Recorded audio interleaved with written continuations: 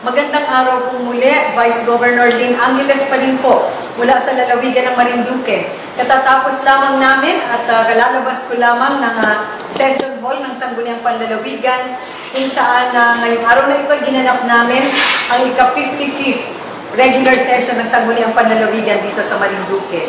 Maikling-maikli lang ho.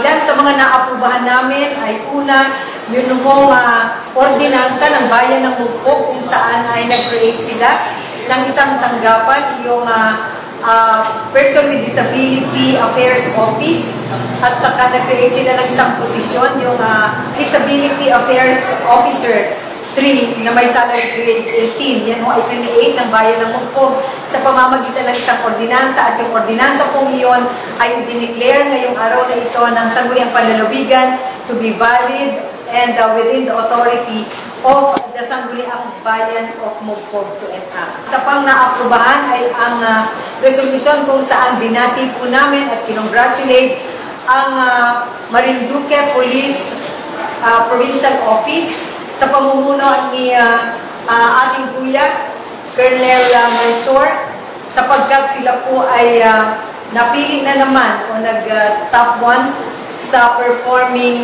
police unit dito sa Mimaropa. Kaya congratulations so sa ating mga katuwang sa PNP Provincial Office dito sa Marinduque.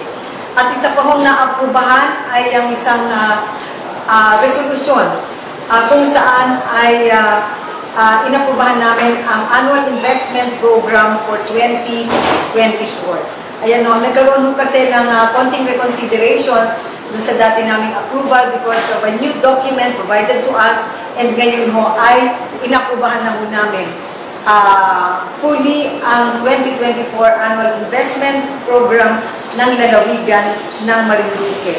At ang isa pa ho na inaprubahan namin ay ang resolution kung saan ay sinuportahan at inendorso po namin ang kahilingan ng Marinduque Division Office ng DepEd sa pangunguna ni Dr. Lynn Mendoza na humihiling ng book donation mula sa PAGCOR. Siyempre, suportado po natin yan sapagkat ang mga librong yan ay gagamitin ng ating mga mag-aaral, lalo na sa sekundarya, at saka yung ibang mga libro ay for advanced elementary use, advanced books ng mga elementary students.